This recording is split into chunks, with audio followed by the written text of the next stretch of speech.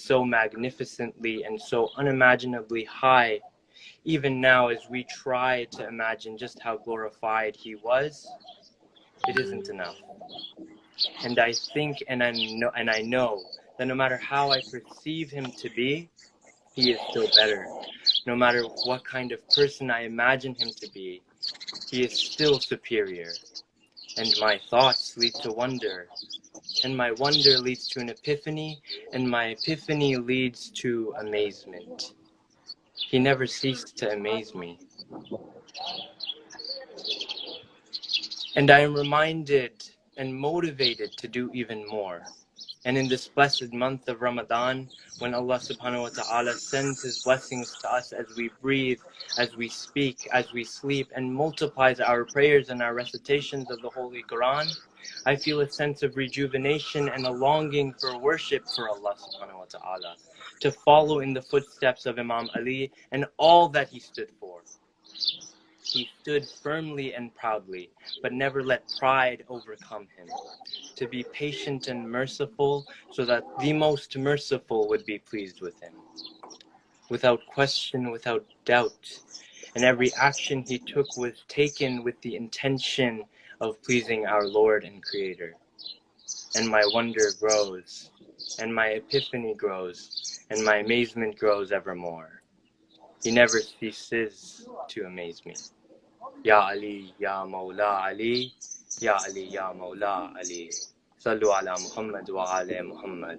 اللهم صل على محمد وآل محمد. بارك الله فيكم. While you're reciting this beautiful poem of yours, the sound of the birds that's coming from Sheikh's videos, it just goes very well with it. MashaAllah. May Allah bless you, inshallah. Thank you, Sayyid Hamza, for writing that beautiful poem, and may Allah subhanahu wa ta'ala give you, continue to give you the opportunity to write for Ahlul Bayt alayhim assalam, inshallah. Inshallah. Thank you so much. Alaikum assalam. Take care. Sheikhna al-Aziz. Habibi. طيب الله أنفاسكم تقبل الله أعمالكم إن شاء الله. Our dear viewers, may Allah accept all your prayers and fasts in this holy month, especially that we have passed the first night of Laylatul Qadr, and actually some of our brothers and sisters might they have their second night of Laylatul Qadr actually tonight, while the others have it tomorrow.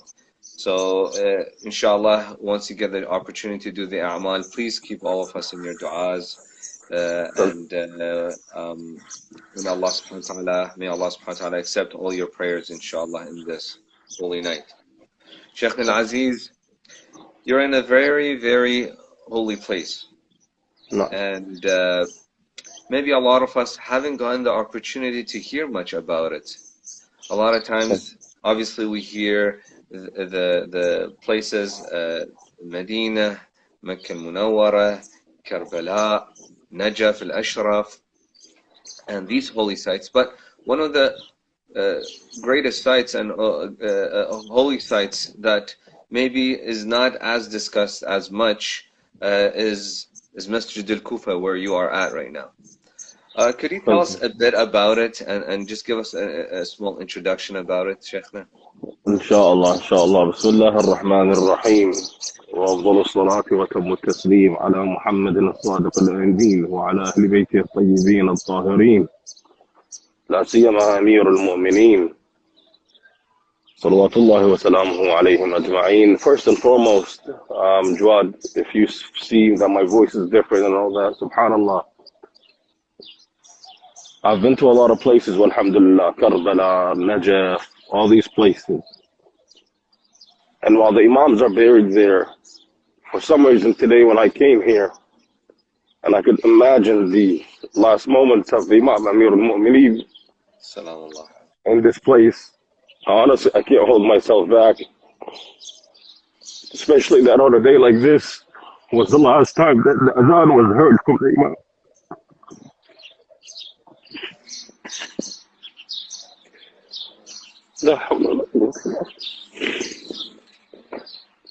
My sincerest apologies. Honestly, I've never had this happen before. But when I imagine The last moments that Amir al-Mu'mineen walked into this courtyard. Alhamdulillah. Nonetheless, to get back to your question. Please continue with that thought, Sheikhna. Please continue with that thought. You know, the poet says, Adlin mayteen yammak ya Ali. Whether we are living or we are dead, we are with you, Ya Ali. We are next to you, Ya Ali. Whether in heart, in spirit, in mind, in body. I spent 25 years plus in Canada. And I thank Allah for every moment I spent in Canada. But I've never had serenity and peace the way I have here. I've never had an explosion of emotion. And I don't know what else to say. Nonetheless, when I walked in today, I was looking around at the sahan behind me. And directly behind me, right where you see that manara over there, yes, there's a door called Bab al-Thu'ban. And I imagined how Amir al-Mu'mineen would have entered and would have seen the people sleeping here, as they still do, by the way. They're sleeping here, and he walks up to the La'in and he says to him, do not sleep on your stomach. I could just imagine how the La'in was sleeping on his stomach, and how Amir al-Mu'mineen, even at that moment, he still advises him. He says to him, don't sleep on your stomach.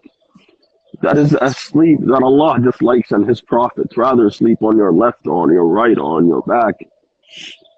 And then he says to him, Wayhak, how dare you? You are about to commit an action where the heavens would fall, were it not for Allah, the heavens would fall onto earth. And the earth would crumble from underneath. Then he says, if you wish, I could inform you of what it is that you're hiding beneath your cloak. Then leaves him and walks, and leaves him and walks to do his salat. I say to myself, Waqa'an, in all honesty, if I know that Jawad is going to cause me harm, would I still advise him? If I know that someone is about to hurt me, or if I know someone dislikes me, let alone try to hurt me, what would I say to him? What would I do to him? Rather, we see Ali ibn Abi Talib, Madhar al-Ajaib. Really, he is Madhar al-Ajaib. Really, he is a miracle that cannot be explained. He knows this man is about to kill him. And he says to him, don't sleep this way. It's not haram to sleep on your stomach. It's makruh. Amir al-Mu'mineen tells him, don't do the makruh. And then he reminds him, he says, what are you about to do? What the action you're about to take is an action that is unbelievable. And then is an action where the heavens are going to wail. It's an action where Jibreel starts calling out, تَهَدَّمَتْ وَاللَّهِ أَرْكَانُ الْهُدَى. The pillars of piety and faith and religion have crumbled on this day. Today in Najaf, in Kufa and in Najaf is the 20th of Ramadan. Today Amir al-Mu'mineen did not come to do salat. For the past 4 years, Amir al-Mu'mineen would come here every morning and do his adhan and do his salat, and the people would follow him. However, today the Imam is bedridden. He cannot move. I don't know, subhanAllah, I sincerely apologize. I did not expect my emotion to get the better of me, especially at the beginning of the lecture. Usually that happens at the end of the lecture. No, Sheikhna, But this beautiful expression of feeling that you are feeling, so genuine, especially sitting in this very holy place, that the same place that Amir al-Mu'mineen walked, and what a blessed place you are in. Alhamdulillah, alhamdulillah. To get back to your answer, the blessings of this place, and what is this place? We'll start from Adam salamullahi alayhi, and the narration. Amir al-Mu'mineen salawatullahi wa salamu alayhi was here, and he says to the people of Kufa, he says to them, you have been given a favor that has not been given to anybody else in the past. Or you have been given something that has not been given, a benefit. You have been given the home of Adam, the home of Nuh, the home of Enoch, Idris. You have been given the praying area of Ibrahim, the praying area, and my praying area, Amir al-Mu'mineen. When we walk around here, there's different maqamat, different points of view, or different points that we need to look at. First and foremost, we know that the mosque itself was built by Adam alayhi salam, and in fact, it was the home of Adam, the masjid. And inshallah, afterwards, whenever we're done, we'll go up to I sent you a video, but we'll go up and we'll explain the situation a bit more through the map that they have over here. The home of Adam. Then it was inherited by Nuh and Idris, or by Idris and Nuh, let's say. By Idris, because Idris is actually the grandfather of Nuh, as you're well aware. By Idris and by Nuh, and that's where Nuh lived. And behind me, if you can see, there's a small pillar right there. Just directly behind me is a well of water. Is a big round well of water. That was not a well of water. Rather, that was the place where Nuh built his ark. As you're well aware, there is no body of water in Kufa that's large enough to take an ark. And an ark is not a small boat. It is a large ark, a large ship. This is where it was built. Yeah. This is the area where if we walk around, we'll see the maqam of Ibrahim, the maqam of Nabiullah Ibrahim, the maqam of Khidr alayhi salam, the maqam of the Prophet Muhammad sallallahu alayhi wa alihi.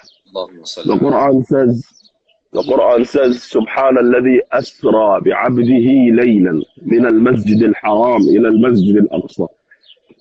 Isra, we call it Isra and Mi'raj. And for those of the brothers that are unaware, those are two different things. Isra is on land. It is a travel. Mi'raj is vertical. So Isra is horizontal. Mi'raj is vertical.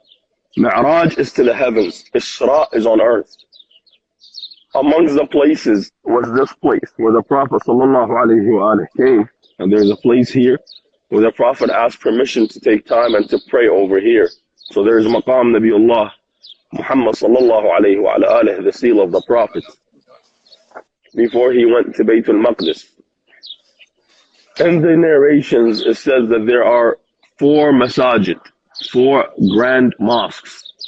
The first being the mosque Al-Haram al-Sharif, or Mecca al-Mukarramah, the grand mosque in Mecca. The second is Masjid al-Rasul al-A'zam sallallahu alayhi wa alayhi. The third is Al-Aqsa, and the fourth is Masjid al-Kufa, this masjid over here. And lastly, and I will end with this and then we'll move on to the next place. Actually, you know what, we'll leave the rest later on because I don't want to expand all of the time right now. Go ahead.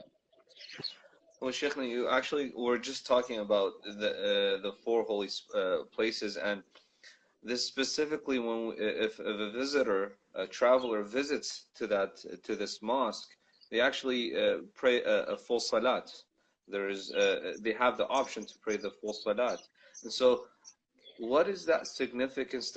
I mean, you did in a way mention that it was the house of Prophet Adam, that was built by Prophet Adam and Prophet Nuh and Idris, lived there. But what's so significant about it? Why did Imam Ali alayhi salam chose it to be his capital? So the Imam sallallahu wasallam alayhi chose this land to be his capital for multiple reasons. The fact of the matter is that he did not choose this mosque simply to be his capital, rather the city of Kufa. And to go back to answer your question directly, the option to pray full prayer or to pray qasr prayer if you are traveling, that we only have 4 places that we could do that. Mecca al-Mukarramah, inside the Grand Mosque. Masjid Rasulullah, inside the Mosque of the Prophet. Karbala, right underneath the dome of Karbala.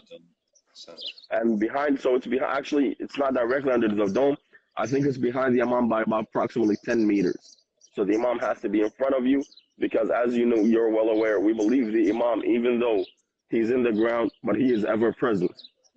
He still hears us. Ashhadu annaka tasma'u kalami wa tarudda salami.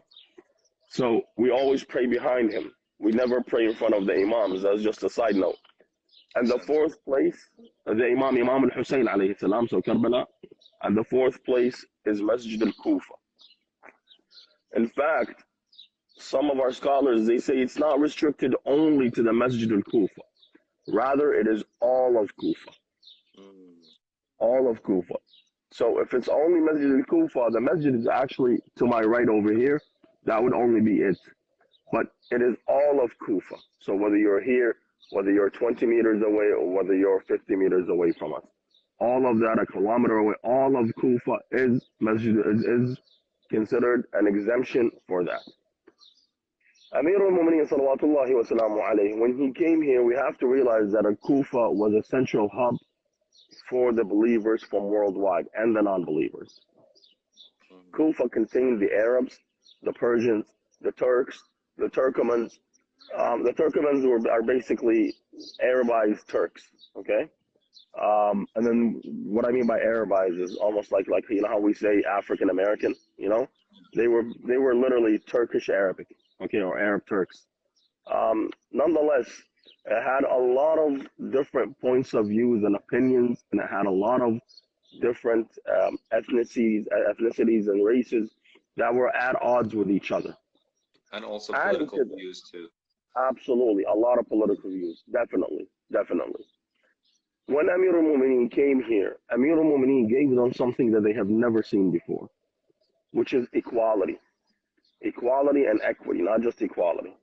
So, they narrate that one day Amir al-Mu'mineen was here in Masjid al-Kufa and he was giving people their ata, their income, because as you know in Islam we have the concept of welfare, where the money that the country owns is actually the property of the believers, so it must be divided across the board.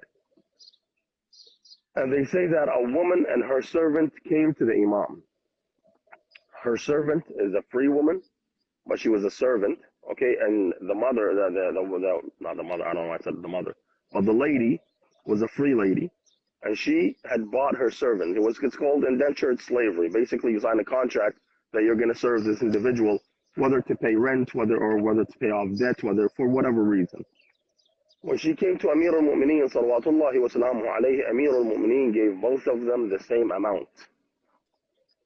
This woman looked at Amir al-Mu'mineen. She said to him, Ya Ali, I am a woman of high status. I am an Arab woman from Quraysh. You're going to give me and my servant the same amount? They say Amir al-Mu'mineen looked at her and he was sitting on dirt. Of course, back then we didn't have marble stones on the floor.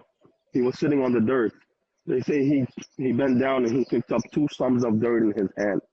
And he said to her, what is the difference between this and this? She says, I don't see a difference. He says, likewise, I don't see a difference. كلكم من آدم وآدم من تراب. All of you are from Adam, and Adam is from soil. Again, going back to Amir al-Mu'mineen salawatullahi wa salamu alayhi, there were multiple reasons of significance. However, we go back and we say the spirituality of this place, adding to the political and economical instability, which caused him to come here. You know, you pointed out about the justice of Imam Ali alayhi salam, and you know, from so many scholars that I've heard, it was too hard to swallow for a lot of people. You know, they weren't used to that. Absolutely. You know, can you comment on that? Well, Brother Jawad, you have to realize Islam is still new at that point. And a lot of people could not change their old ways that easy. They narrate that during the time of the second Khalif, the son of the second Khalif, Abdullah ibn Umar, the difference between him and his son is like for 15 years, I believe. So, you know, rightfully, Abdullah ibn Umar was an old man. He was a senior. Or not a senior, but, you know, an older guy. They say Umar ibn al-Khattab, when he took the Khilafah, he used to give everybody, he classified people. So if you're from Quraysh, you got more than if you're if you're not from Quraysh. If you are Muhajiri, you got more than if you are Ansari, and so on and so forth. Yeah. I said them. He literally divided the people into classes and categories. So they say that Imam al-Hasan and Imam al-Hussein came, and Abdullah ibn Umar. Umar ibn al-Khattab gave Imam al-Hasan and Imam al-Hussein more than he gave his own son, Abdullah ibn Umar. Abdullah ibn Umar looked at him and he says, Father, my father, you are going to give these two children more than you give me, and I am an old man who has a family, who has... They say Abdullah ibn Umar looked at him, they say Umar ibn al-Khattab looked at him, and he said, Wayhak, who are you? These are the sons of Muhammad sallallahu alayhi wa alayhi. These are the sons of the Prophet. Who are you to ask for to be given more than that? So the people just came off of a term of where Ata, first of all, was divided. It was divided into classes. Then came the third period of Uthman ibn Affan, where the Ata barely even got to the people, okay? And the aristocrats and the people that had high status benefited much exactly like we have today in the West and in the Middle East and everywhere. If you're of an aristocratic background, or if you're of a high status within the community, you get to make more, you take more, you pay less taxes, even though they say it's more taxes, but you pay less. There's more benefits for you. And the people at the bottom of the barrel can barely scrape by. And they came all of a sudden to Amir al-Mu'mineen, where he ended up giving the highest individual and her servant the exact same amount. So this did not sit well with the people. Hence, some people they used to say Ali is brave, but he doesn't have an eye for politics. You know, so look at how they twisted the word. They didn't say that he is fair with everybody, that he gives people equally, that he treats us equally. No. They said, you know what? He's a brave man. We can't take that away from him, but he doesn't have an eye for politics. Yeah. So obviously that caused a lot of animosity towards Amir al-Mu'mineen. In one narration, they say that Amir al-Mu'mineen, when he would walk out of the house, he would say, Assalamu alaikum, they would not reply back to him. And they would not reply back to him because he caused them problems. And that's why we see during his time, 4 wars were waged against him for different reasons. The people could not deal with Ali ibn Abi Talib's fairness. Abu Musa al-Ash'ari, I believe it was, or one of the companions, one of the narrators, he says that when Ali ibn Abi Talib came to Kufa, the first salat he prayed, I cried, because it reminded me of Salat Rasulullah sallallahu alayhi wa alayhi. He kana yukabbiru, idha yaqumu aw yaq'ud. He would say takbir whenever he would stand and whenever he would sit. He would pray in the same method that the Prophet Muhammad used to pray in. This obviously did not sit well with the people. It didn't sit well with the people that Amir al-Mu'mineen took one of the aristocrats, Al-Walid ibn Utbah, or Ibn Uqba, I believe, nonetheless, who was drunk, who was drunk and prayed the salat. Amir al-Mu'mineen took a whip and whipped him. And he said, لَأَجْلُدَنَّهُ, I will whip him even if they call me Jallad. Because he saw an injustice that needed to be fixed. Therefore, he did not stop it. Had Al-Walid been drinking in his own privacy, nothing would have happened to him.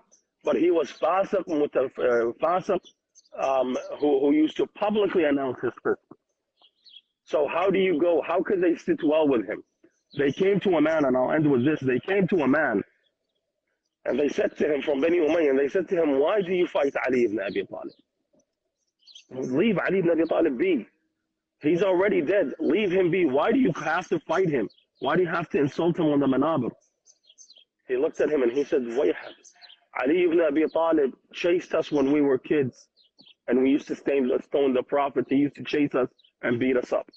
Because the Prophet would walk, so the Imam would chase them to make them stop. They would fight with him and he'd beat them up. He beat us up when we were kids. He became our Mawla, our Sayyid, above us when we were youth. Okay? He took the highest the highest point in battle. He was the bravest while we cowered. He killed our fathers and our uncles while we fled. And then he became the Khalifa and made us into normal people. How do you expect us to for us to sit well with him? Yeah. You know, and I urge the brothers and sisters to consider one thing. If Amir al-Mu'mineen, or if Imam al-Hujjat ibn al-Hasan, salawatullahi wa salamu alayhi, comes back today, reappears today, how many of the people we know will not sit well with him? How many politicians we will know who he is and still go to war against him and still make up stories and make up problems for the Imam? It's no different.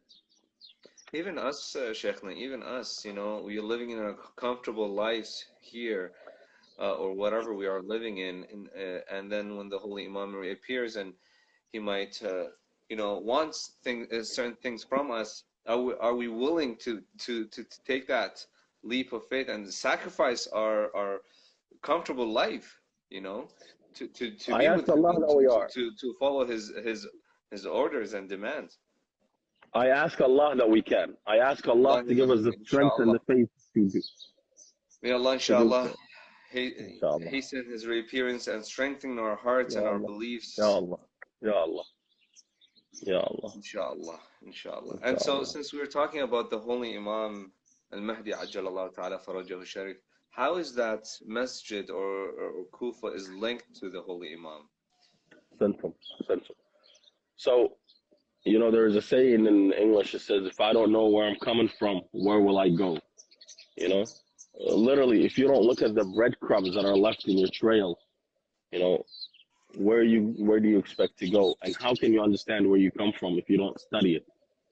I hear a lot of brothers and sisters, they say, I don't care. Why do I have to find out about Iraq? Why do I have to find out about my background, Brothers and sisters, when we look at Ahlul Bayt, we see that Ahlul Bayt did not disassociate themselves from their past. What do we read in Ziyaratul Warith? Assalamu alayka ya waritha Adam safwatillah. Peace be upon you who has inherited Adam. Assalamu alayka ya waritha Nuh al-Nabiyillah. Assalamu alayka ya waritha Ibrahim. Assalamu alayka ya waritha Idris. All of the prophets. I could simply say we don't need to look into history. Let's focus on Imam Hussein, on his stance, okay? And the fact that he's the righteous one. He was the one that was right. Yazid was wrong. Yazid was an oppressor. However, what does Imam al-Zaman say? He's like, no, stop. Look back. In Ziyaratul Nahiya al-Muqaddasa, the Imam starts with Assalamu alayka ya warith. Correct? We have in more than one ziyarah where it begins by explaining the fact that the Imam is the inheritor. When we come here, first and foremost, we see, as we said, the significance, the historical and spiritual significance of this plant. Then we see that Amir al-Mu'mineen ensured that this is a place where he ran his authority, where he ran power. Al-Imam al-Hujjat ibn al-Hasan, salawatullahi wa salamu alayhi. When he returns, he will make Kufa his capital.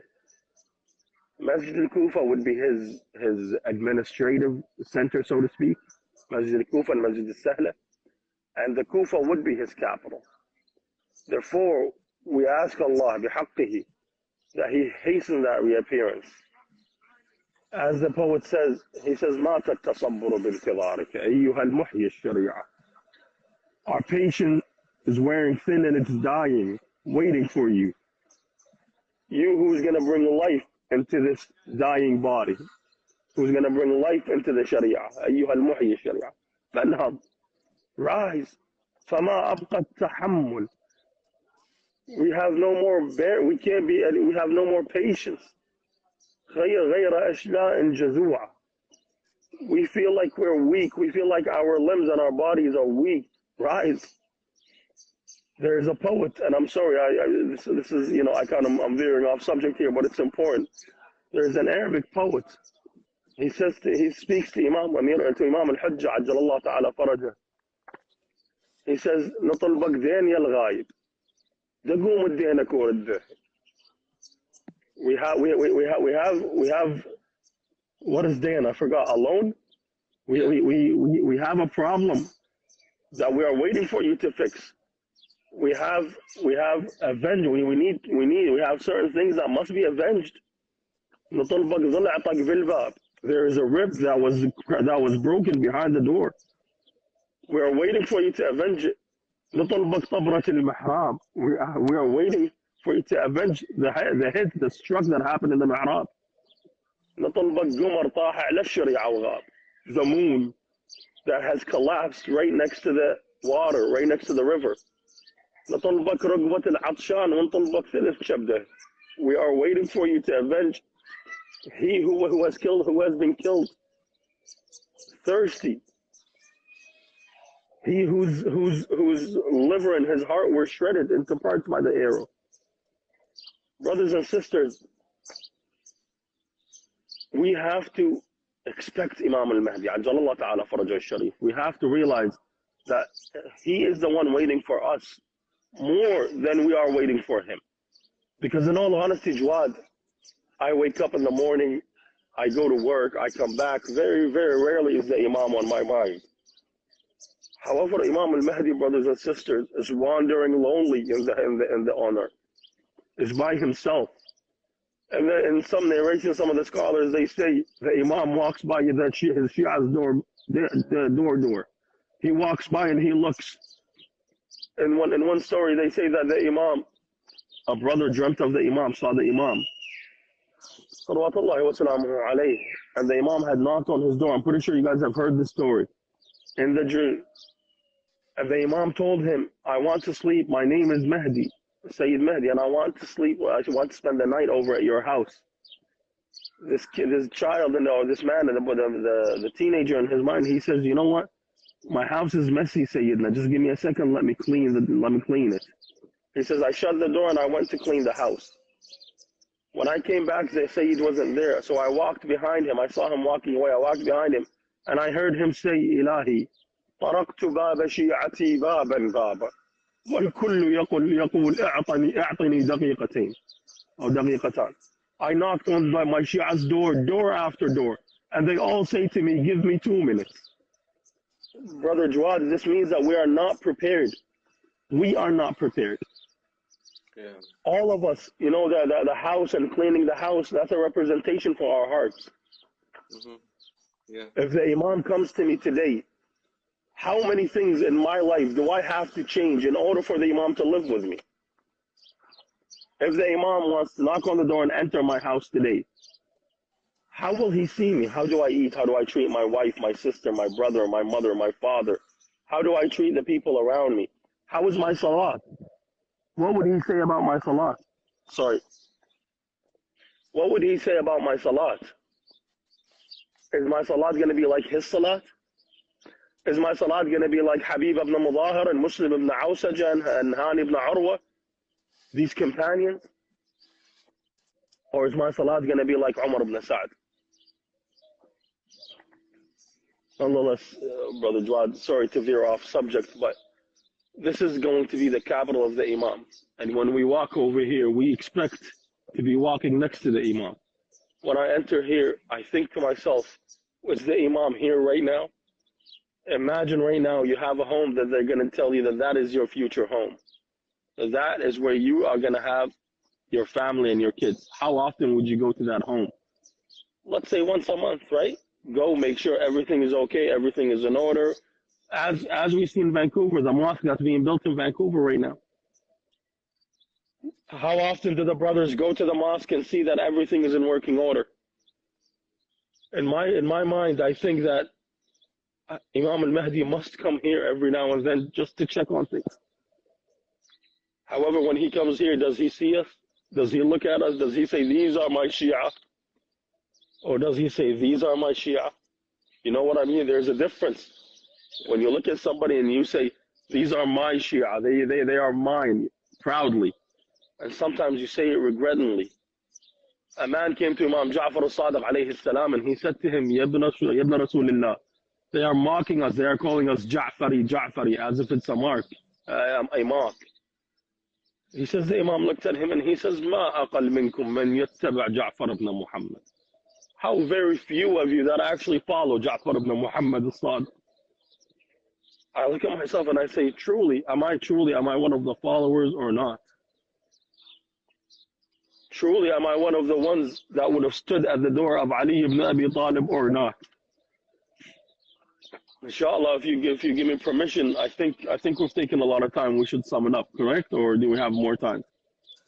Yeah, I was just going to ask you if you could show us where the masjid area is, and maybe Inshallah. just walk us through of what has happened in that night. Again, you know, just so we could imagine ourselves being there with you and Inshallah. during that Inshallah. night. Inshallah.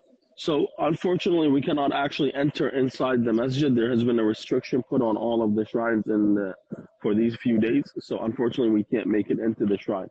However, what we'll do is we'll walk around and we'll show you the area where Amir al-Mu'mineen would have entered, inshallah. Ya Allah. Sent. Sallallahu alaykum. Allahumma salli ala Muhammad. So this is the masjid in general. Like I said, sorry, just give me 1 second, Jawad. Allahumma salli ala Muhammad wa Muhammad. Our dear viewers, you are seeing right now Masjid al-Kufa. Monday morning, Masjid al-Kufa. Beautiful courtyard.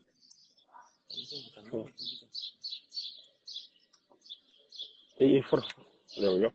Ya Allah, Ya Allah. So, this is the courtyard, Brother Jawad.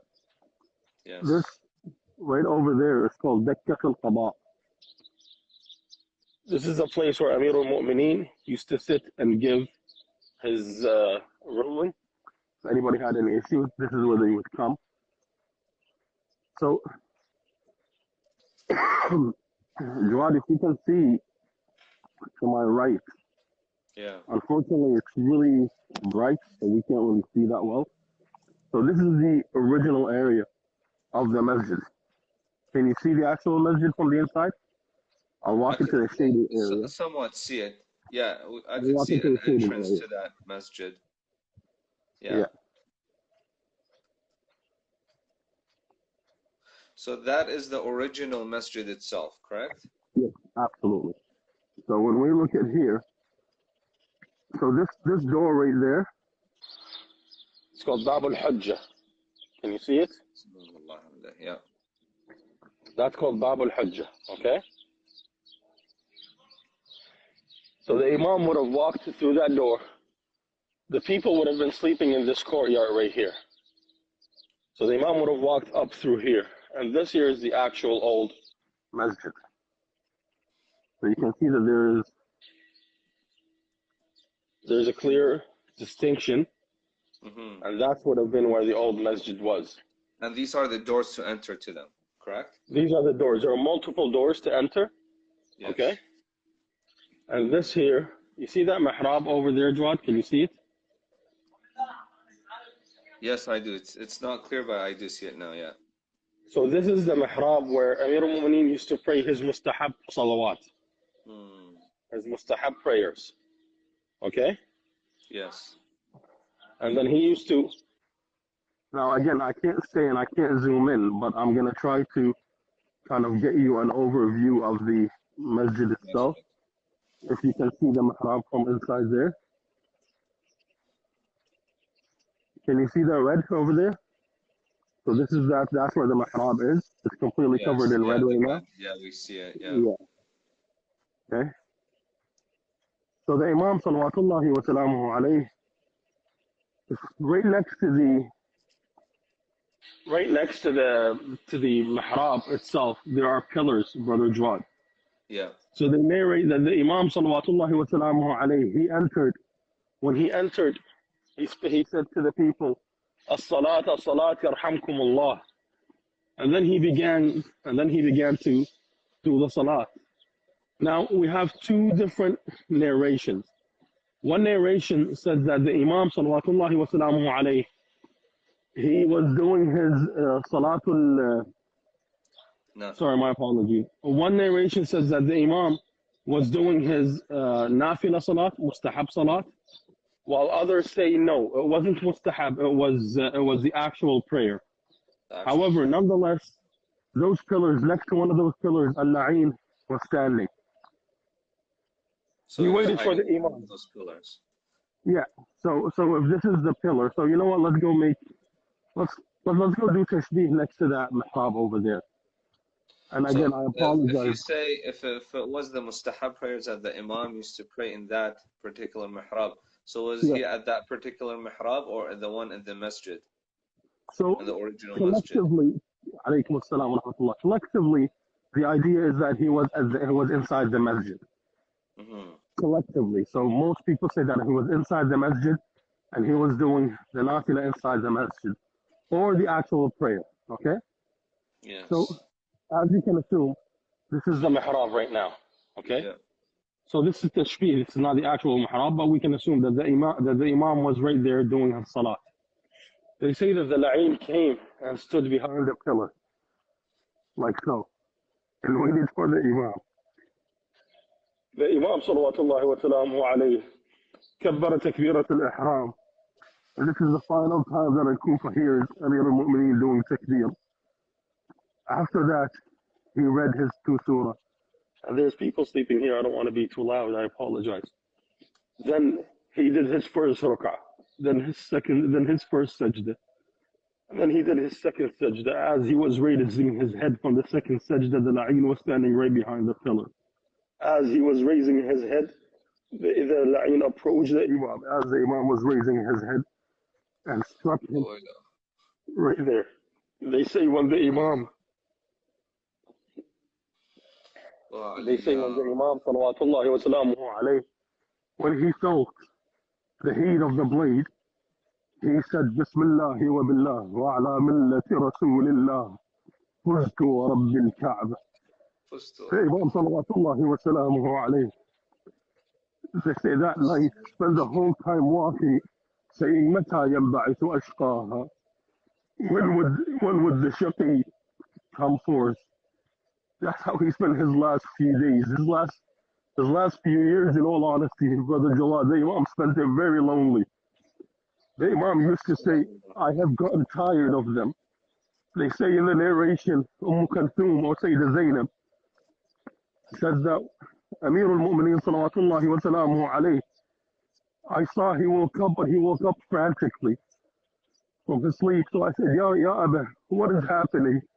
He says, Bunayya, I just saw that your grandfather Muhammad sallallahu alayhi wa alayhi. And I told him, I explained to him how my heart is constricted from these people, how they have caused me pain. So he said to me, Ya Ali, id'u alayhim. Ya Ali, make dua upon them. For Allah will not negate your dua, will not refuse your dua.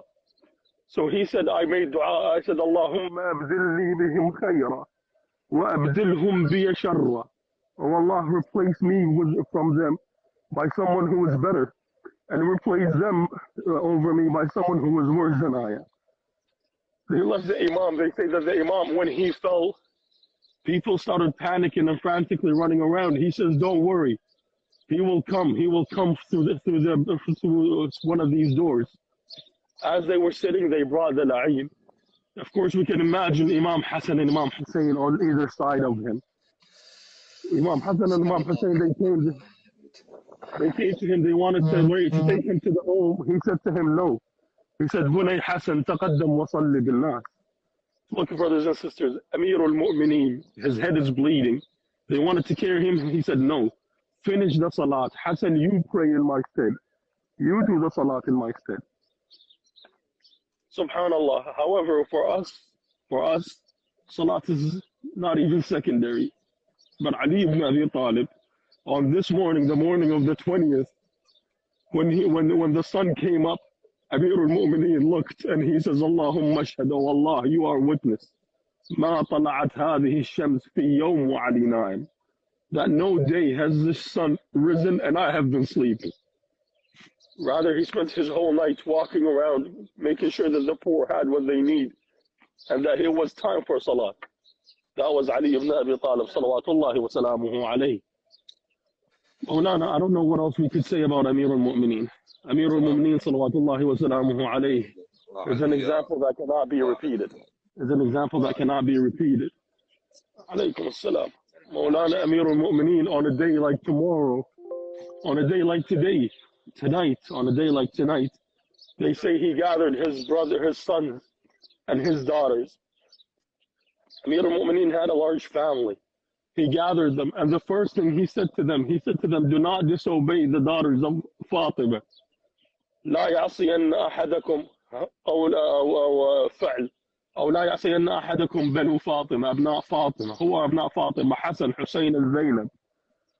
Then he says that Hassan is the wali after me. Hassan هو مولاي عليكم. They say that as they were there, Sayyida Zainab came to him and she said to him, يا أبا كم للصغير حتى يكبر وكم للكبير بين الملأ.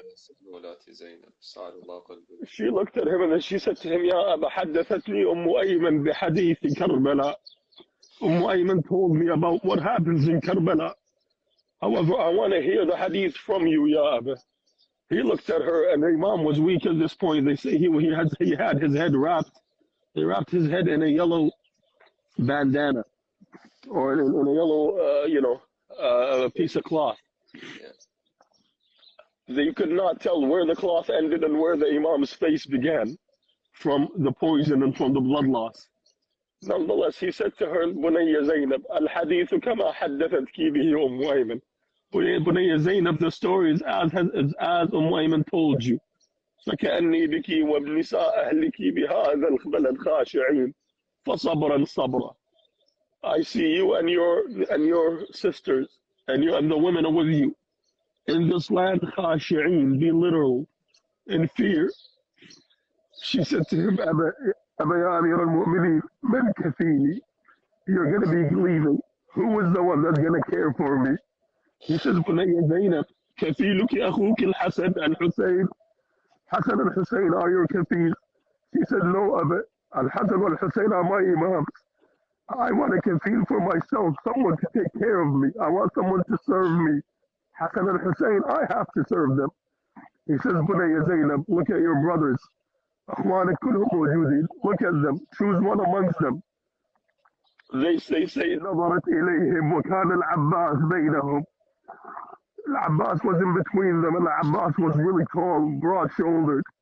In my mind, I see him as if he's pushing his shoulder out, wanting Zainab to select him.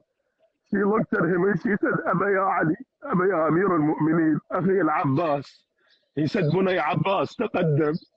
Abbas came to him. He took his hand and he put it in the hand of Zainab alayhi salam. And he says, Abbas, هذه وديعتي عندك. This is my trust. I trust her to you, يا عباس. هذه وديعتي عندك. فلا تقصر في حقها. قال أبا لأقرنك عينا. Oh my father, I shall not fall short of serving her. That's why we see on the day of Karbala, she came to him and she said to him, Abbas, the enemy wants to kill your brother. Abbas, the enemy is trying to convince you to switch sides. I want to tell you a story, Ya Abbas. When Amir al-Mu'mineen wanted to marry your mother, he chose her because he wanted her to give him sons that will give victory, that will support his son al-Hussein. He says to her, أخي زينب ألي مثلي يقال هذا. Someone like me is addressed this way. Zainab, I will not leave them. I will not leave you, even if my arms are cut off. It's as if Al-Abbas knew that his arms would be cut off. Zainab, I will not leave you, even if my head is chopped off. The only thing that can get between Zainab and Al-Abbas was death. However, Amir al-Mu'mineen entrusted Zainab to Al-Abbas, but he did not entrust Al-Hussein to anybody.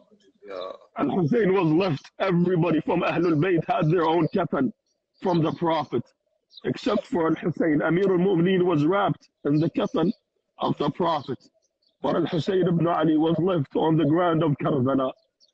They say that he was left for so long, and that any enemy would come by Imam al-Hussein, they would thrust him with a spear, and they would throw an arrow into his body to the point that the animals wouldn't dare get close to him. This is a description, of course.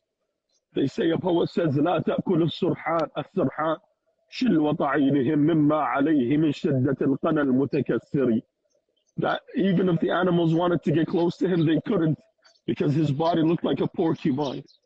That's why Amir al-Mu'mineen, his final words to Imam al-Hussein, he saw Imam al-Hussein sitting crying. He says, Aba Abdullah, innaha jannah. Oh my son, Ya Aba Abdullah, I am going to heaven.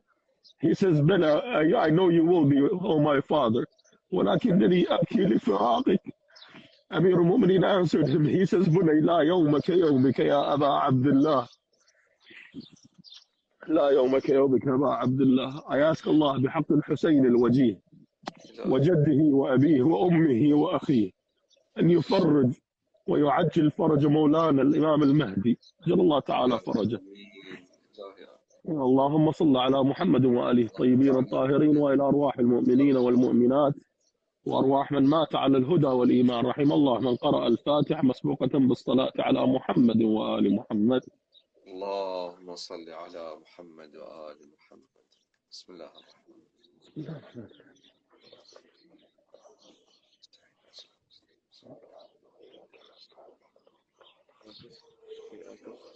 أحسنتم شيخنا العزيز. بارك الله فيكم for taking us and going through the walk, showing us what were the last steps of Imam Ali alayhi salam and his last words.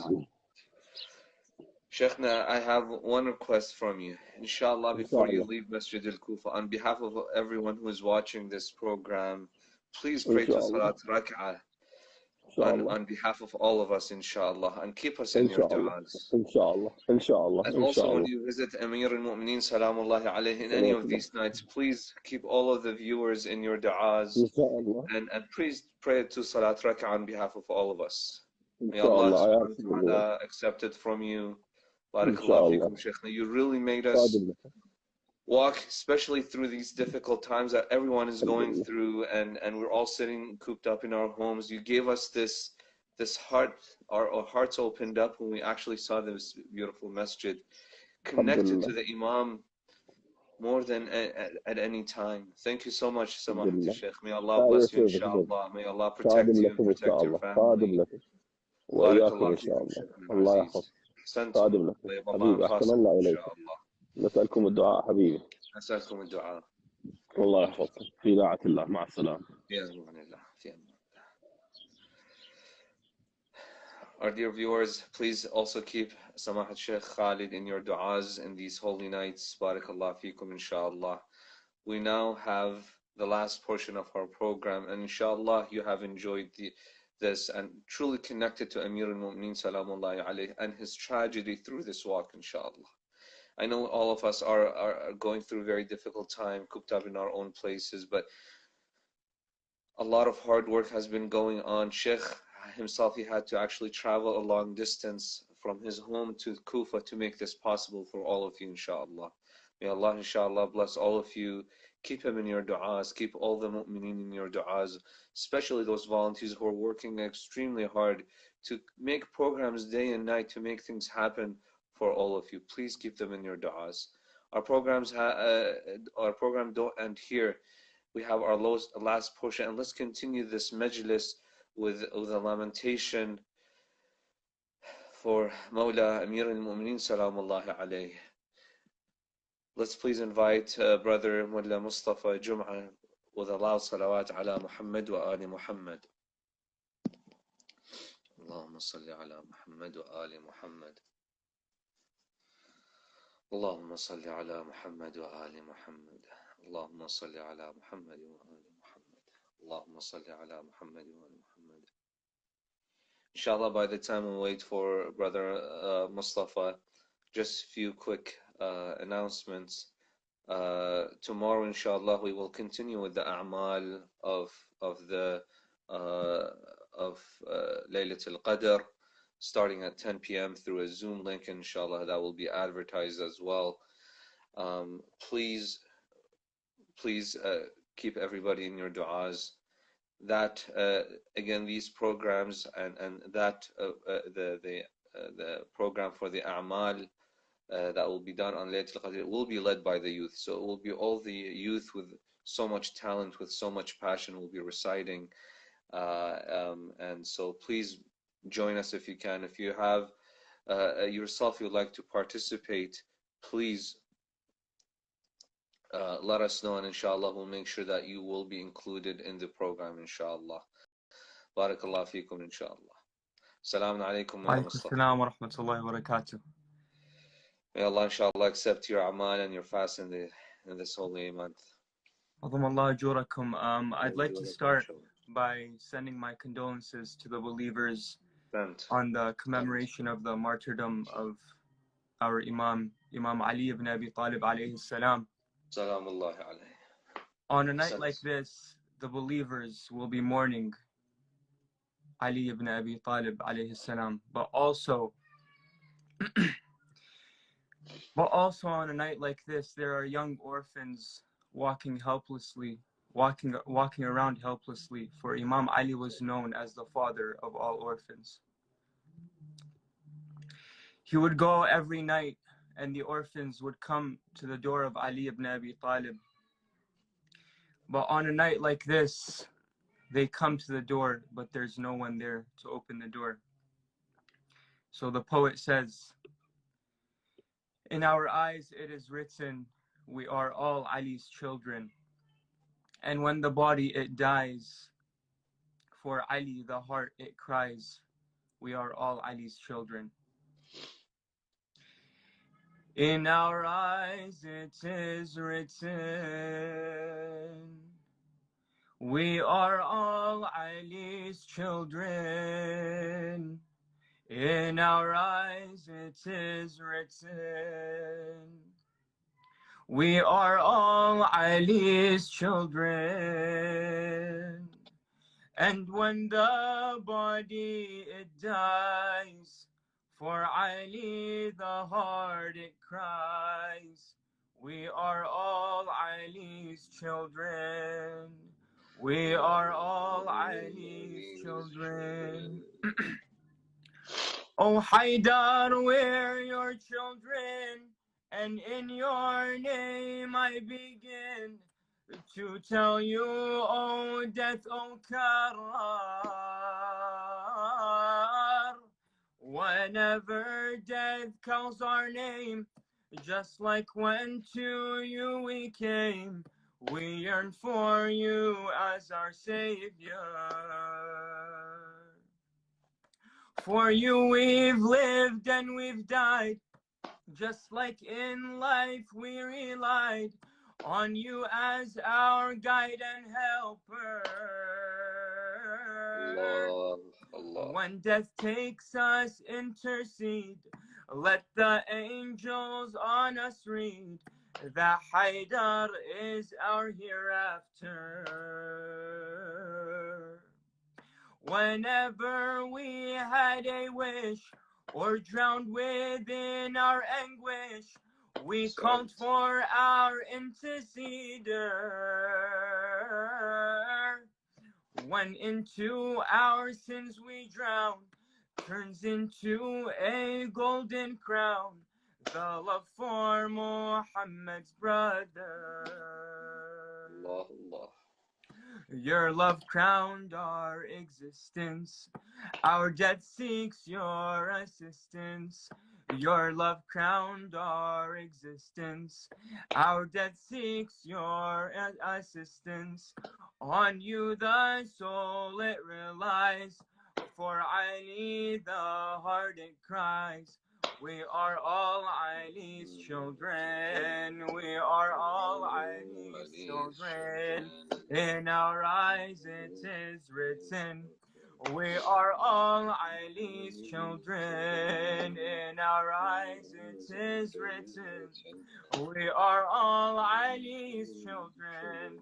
And when the body it dies, for Ali the heart it cries, we are all Ali's children.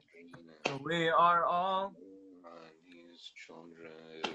Oh Haidar, in life your hope, when climbing the steepest slope, we call your name to be stronger. Your name, it brings such a strength that no road is long in length. It tells us to give up never. Allah. When across mountains we crawl, or from mountains peaks we fall, when it is our darkest hour.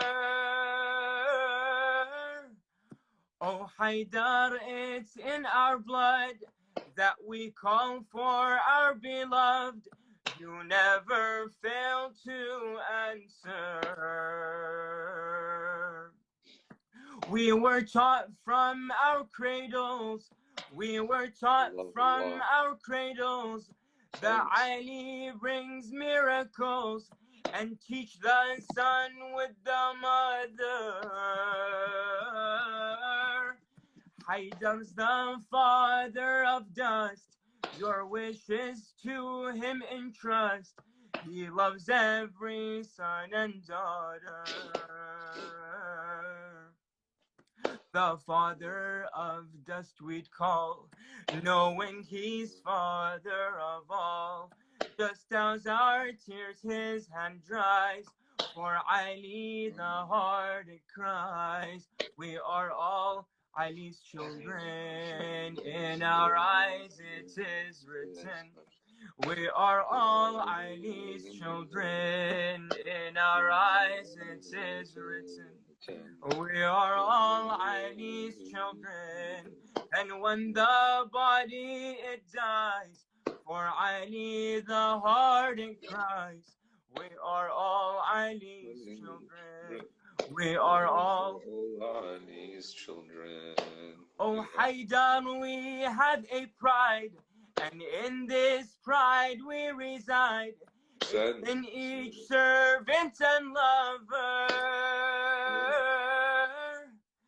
that Haidar as first we chose, for you the world we'd oppose. Oh Haidar, it is an honor. Our cradles could not deny, we're born with our heads held high. We're born with our heads held high, a blessing from our Creator. Ali's name on our foreheads, Haidar's in the soul embeds, a pride that no one could hinder. In the heart your flag it flies, every evil it defies, and none can tear down its banner. From cradle until our death, from the first to the last breath, Ali's the only successor. Ali's the only successor. This pride is fused in our blood. It transcends all that we've loved. Till death as a flag it flies. For Ali the heart it cries. We are all Ali's children. We are all Ali's children. In our eyes it is written. We are all Ali's children.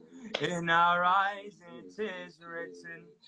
We are all Ali's children. And when the body dies, for Ali the heart it cries. We are all Ali's children. We are all Ali's children.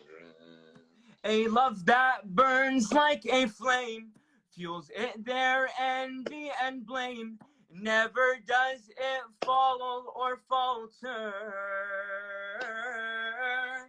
Is it our fault he's held dear?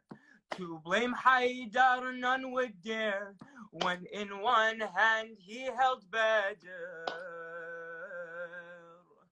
Would it be that for this oath, from every corner of earth, I'm labeled a disbeliever?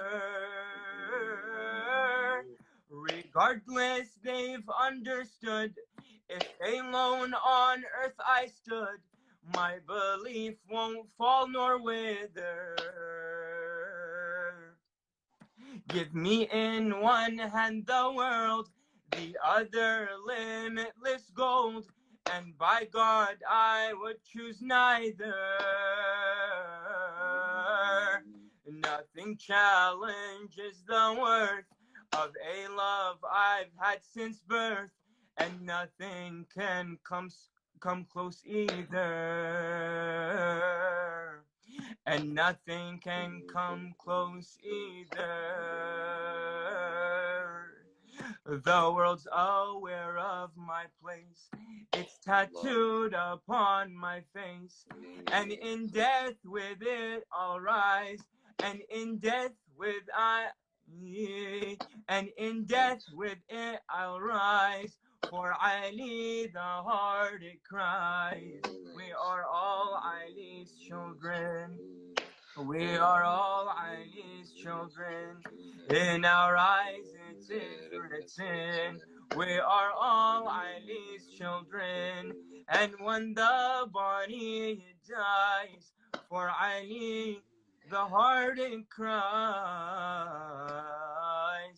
We are all Ali's children. صلوا على محمد وآل محمد. بارك الله فيك. بارك الله فيك.